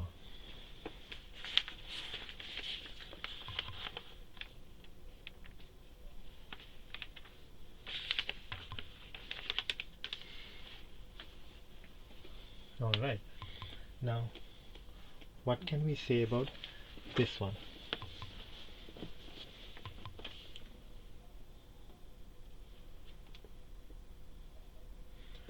Y-intercept, x-intercept.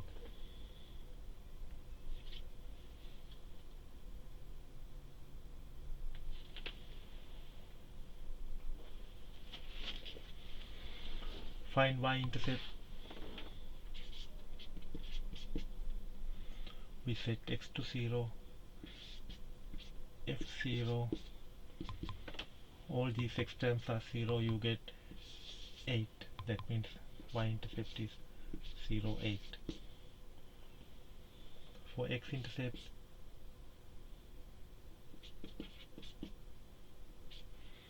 you set fx to 0,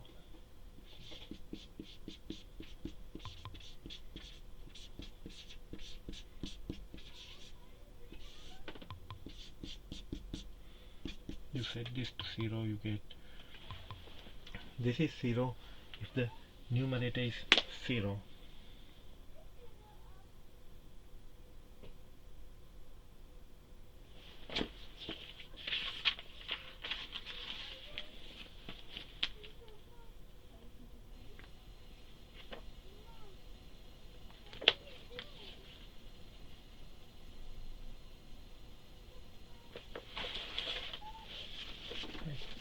Set numerator to 0.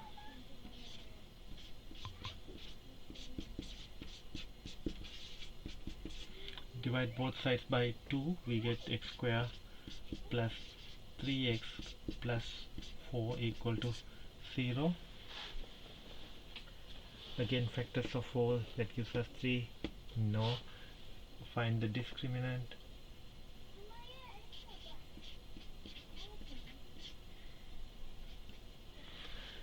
In case you, when you're doing this question, simply plug this to the calculator, right? If it is a calculator question, I'm finding a discriminant, assuming this is not a calculator question. Since this is power 2, we can deal with, so I assume this is a no calculator question. Now if you calculate b square minus 4ac, 3 square minus 4 times 1 times 4, 3 square is 9, 4 times 4 is 16, therefore this is less than 0. No solution, that means no solution implies we're looking for x-intercept, means no x-intercept, right?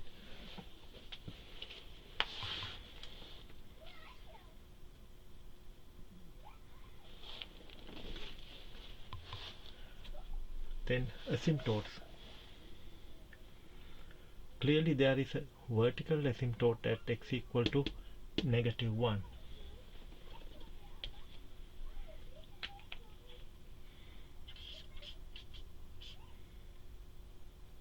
X equal 1 is a vertical asymptote. We already found there is a horizontal asymptote, which is what? Y equals this part. When x approaches to big values, this part is 0. This is the slanted asymptote, not horizontal, I'm sorry, slanted asymptote.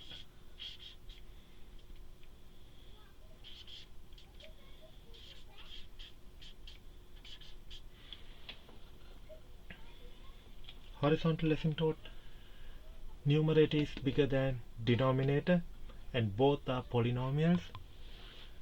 Clear? We have rational function, both numerator and denominator we have polynomials, and the degree in the numerator is bigger than degree on the denominator, therefore no horizontal asymptote.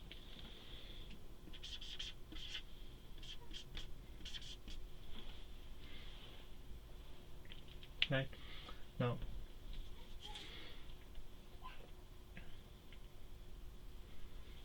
I write in red what we need from this page, and I'm going to erase this part. Y-intercept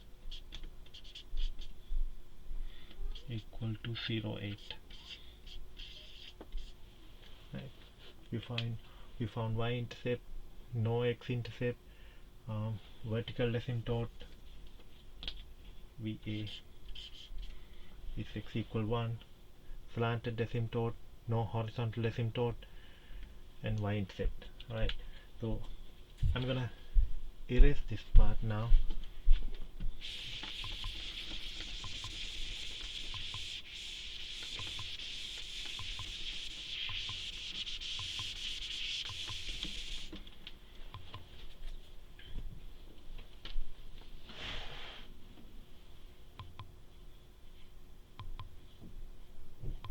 So let's do what we have.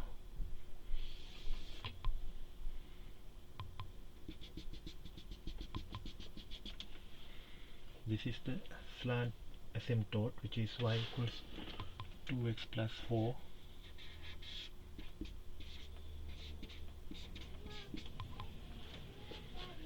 And it has y-intercept at 0, 8. 0, 8 is somewhere here.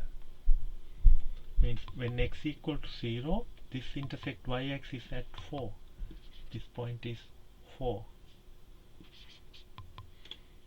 But y-intercept of the graph is at 8.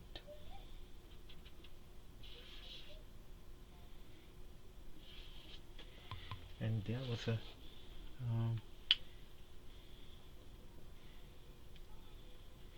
vertical asymptote at x equal to 1.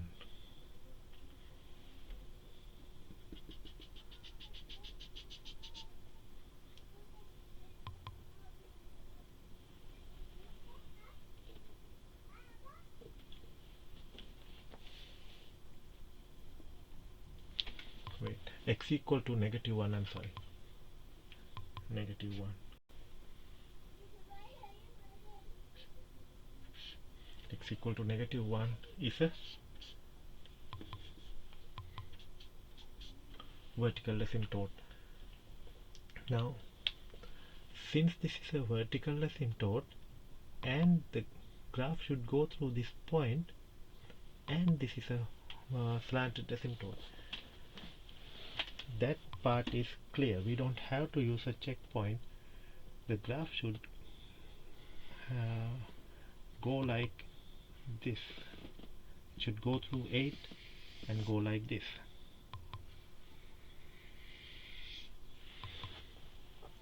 But in this half, there cannot be anything on this side, but left to this -1, it may come like this or come like this. How do we know? We can substitute a number little bit less than -1, say -2. Let's find f of, that's how we decide to use a checkpoint, right? On this side, right side of the graph, we know the graph should go through 8, therefore we don't have to find a check value. We can use this as a check value. It should getting close to this x equal -1, also to y equals 2x plus 4. So we do the graph like this.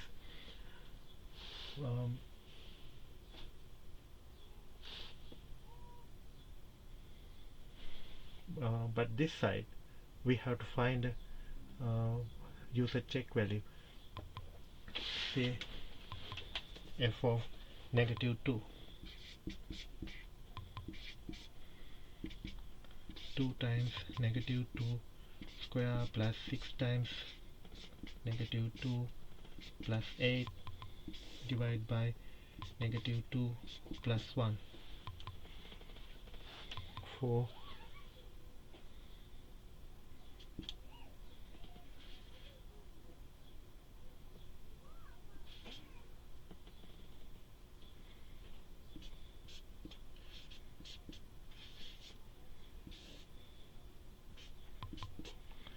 Top, it is positive, divided by negative, this is less than 0. That means graph should come from the bottom and go like this, not like this. It should come like this and go here, right? Now one thing I told you, graph may cross the slanted asymptote or horizontal asymptote. In this case we do not have horizontal asymptote, no horizontal asymptote, but it may cross this one. How do we know if it is crossing or not? Okay. Means if it cross and go like this,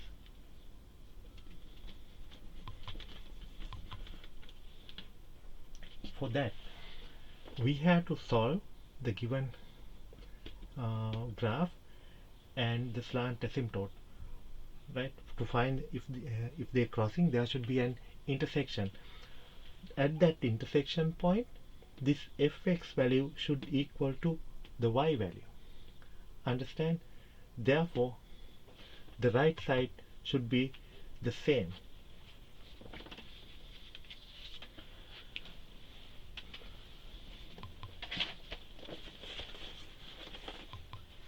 When we divide this, I said we get 2x plus 4 plus 4 divided by x plus 1, right? Now at intersection point, I'm using this as 1 and this as equation 2. From 1, 2, we can say this is equal to 2x plus 4. 2x plus 4 plus 4 over x plus 1 should equal to right side of this equation, 2x plus 4. Then this 2x cancel out, plus 4 cancel out, 4 plus 1 equal to 0 here. if you cross multiply 4 times, say this is 0 over 1, 4 equal to x plus 1 times 0 is 0. This is not true. That means fx does not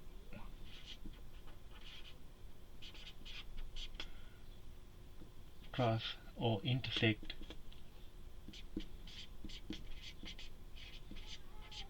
the slant asymptote FA, slant asymptote. Since we get a false result, we say fx does not intersect a slant asymptote. Therefore, the graph of fx should be like this. It shouldn't cross the slant asymptote. It should not. Right? So that's it, guys. So do more problems, homework questions, and on one of the emails, one of you ask a question. He give me question number. Instead of giving me question number, I like if you could type the question. Then I can reply. I think I found the question and I respond to that, but it would be quicker if you type the question and send it to me. I can give you the answer, right? Otherwise we'll do a live session with those questions which is hard to explain by an email. So feel free to send me email with whatever the questions you have. Alright, so stay safe, take care, bye now.